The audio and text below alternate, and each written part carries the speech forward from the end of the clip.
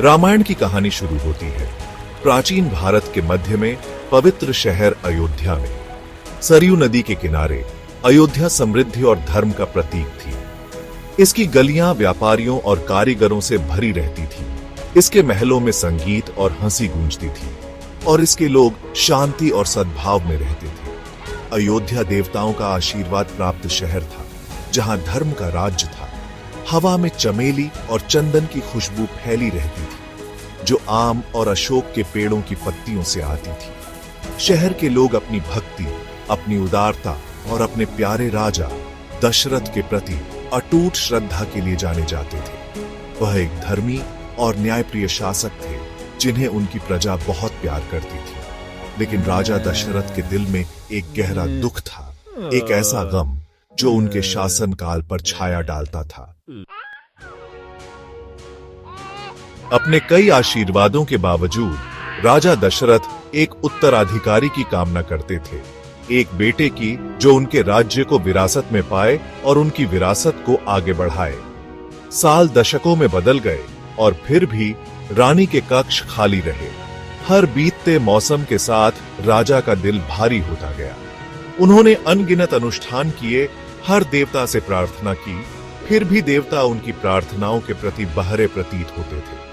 संतान का न होना राजा के दिल पर भारी बोझ था। उनकी प्यारी रानी कौशल्या ने उनके दुख को साझा किया।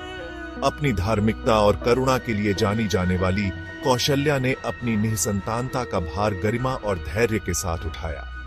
लेकिन उसके शांत चेहरे के पीछे एक ऐसा दिल था जो लालसा से भरा हुआ था। दशरथ की अन्य रानियों सुमित्रा और कैकेयी ने भी राजा के दुख में हिस्सा लिया। अयोध्या का राज्य अपनी बाहरी समृद्धि के बावजूद उदासी के घूंघट में डूबा हुआ था। एक दिन आशा की एक किरण क्षितिज पर दिखाई दी। ऋषि वशिष्ठ, जो अपनी बुद्धि और आध्यात्मिक शक्ति के लिए प्रसिद्ध थे, शाही दरबार में पहुंचे। उनके पास एक योजना थी, पुत्र कामेष्टि यज्ञ नामक एक पवित्र यज्ञ, जिसमें राजा को पुत्र के दिव्य आशीर्वाद देने की शक्ति थी। राजा दशरथ का दिल नई आशा से भर गया। राज्य प्रत्याशा से गूंज उठा। इस विस्तृत अनुष्ठान को शुरू करने के लिए देश भर के सर्वश्रेष्ठ पुजारियों और ऋषियों को अयोध्या बुलाया गया।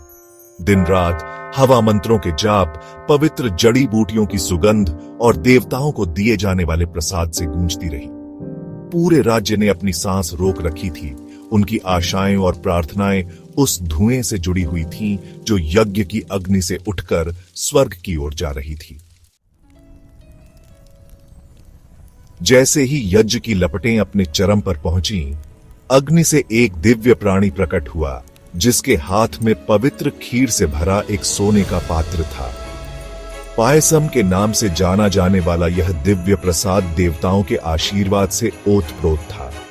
राजा दशरथ ने इस दिव्य उपहार को अत्यंत श्रद्धा के साथ ग्रहण किया और इसे अपनी तीनों रानियों में बांट दिया। रानियों ने पायसम का सेवन किया। उनके दिल आशा और प्रत्याशा से भर गए। जल्द ही रानियों ने गर्भ धारण किया। अयोध्या के राज्य को अद्वितीय आनंद से भर दिया।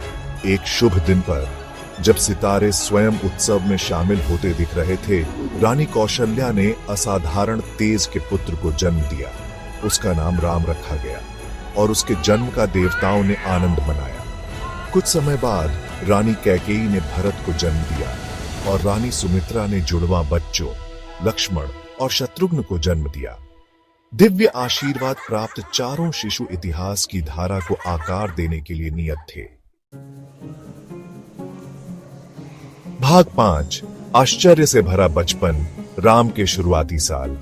राम महल के पवित्र हॉल में पले बढ़े, उनकी हंसी गलियारों में गूंजती रही। अपनी शैशवावस्था से ही राम दिव्यता की आभा बिखेरते थे। उनकी आंखें अपनी उम्र से परे ज्ञान से जगमगाती थीं और उनकी मुस्कान में हजार सूर्यों की गर्मी थी। अयोध्या के लोग उनके आकर्षण, उनकी मासूमियत और उनके निहित बड़प्पन से मोहित हो गए थे। उनके दिन हंसी और रोमांच से भरे थे। महल के बगीचों में अपने भाइयों के साथ खेलते थे। वह एक कुशल धनुर्धर थे। उनका निशाना सच्चा और स्थिर था और उनकी जिज्ञासा की कोई सीमा नहीं थी। वह घंटों महल के विद्वानों द्वारा सुनाई गई बहादुरी और धार्मिकता की कहानियां सुनते थे। उनका युवा मन हर शब्द को आत्मसात करता था। एक बच्चे के रूप में भी राम ने न्याय की गहरी भावना, सभी प्राणियों के प्रति प्रेम और सच्चाई के प्रति अटूट पालन का प्रदर्शन किया। भाग 6 धार्मिकता में सबक, गुरु वशिष्ठ का मार्गदर्शन। बुद्धिमान ऋषि वशिष्ठ के संरक्षण में राम और उनके भाइयों ने अपनी शिक्षा प्राप्त की। वशिष्ठ ने असीम धैर्य और ज्ञान के साथ उन्हें वेदों का ज्ञान, युद्ध कला और धर्म के सिद्धांत प्रदान किए। राम ज्ञान की अपनी प्यास और अपनी सहज समझ के साथ अपने सभी पाठों में उत्कृष्ट थे। उन्होंने धनुर्विद्या में महारत हासिल की, एक अद्वितीय धनुर्धर बन गए। उनके तीर कभी भी अपने निशाने से नहीं चूकते थे। उन्होंने कुशलता और अनुग्रह के साथ तलवार चलाना सीखा। उनकी चाल तेज और सटीक थी। लेकिन इससे भी महत्वपूर्ण बात यह है कि वशिष्ठ ने राम में धार्मिकता के महत्व, न्याय को बनाए रखने की आवश्यकता और धर्म के सही अर्थ का समावेश किया। राम ने इन पाठों को आत्मसात किया, उन्हें अपने जीवन का मार्गदर्शक सिद्धांत बनाया। भाग 7 भाईचारे का बंधन, राम और उनके समर्पित भाई बहन। राम और उनके भाइयों के बीच साझा किया गया बंधन अटूट था। वे अविभाज्य थे। एक दूसरे के प्रति उनका प्यार और वफादारी पूर्ण थी। लक्ष्मण विशेष रूप से राम के प्रति समर्पित थे, उनके निरंतर साथी और रक्षक। वह राम का साया बनकर चलते थे। उनका हाथ हमेशा उनके धनुष पर रहता था। अपने प्यारे भाई की जान देकर रक्षा करने के लिए तैयार रहते थे। भरत, जो न्याय की भावना और अपनी अटूट वफादारी के लिए जाने जाते थे, राम को बहुत सम्मान देते थे। अपने बड़े भाई के प्रति उनका प्यार और सम्मान असीम था। सबसे छोटे शत्रुघ्न अपने साहस और चंचल स्वभाव के लिए जाने जाते थे। वह राम को अपना आदर्श मानते थे। उनका दिल अपने सबसे बड़े भाई के लिए प्रशंसा से भरा था। साथ में 4 भाई प्रेम, वफादारी और एकता के प्रतीक थे। उनका बंधन अटूट था। भाग 8 करुणा से भरा दिल, सभी प्राणियों के प्रति राम की सहानुभूति। एक युवा राजकुमार के रूप में भी राम का हृदय सभी प्राणियों के प्रति करुणा से ओतप्रोत था। उन्होंने हर प्राणी में दिव्य चिंगारी देखी, सभी के साथ दया और सम्मान का व्यवहार किया। वह महल के बगीचों में घंटों बिताते थे, पक्षियों से बातें करते थे, उनके गीत सुनते थे और सभी बड़े और छोटे प्राणियों के साथ रिश्तेदारी महसूस करते थे। एक दिन जंगल में घूमते हुए उनका सामना तपस्या कर रहे साधुओं के एक समूह से हुआ। उनका सादा जीवन, ईश्वर के प्रति उनकी भक्ति और शांति और अहिंसा के उनके संदेश ने राम को गहराई से प्रभावित किया।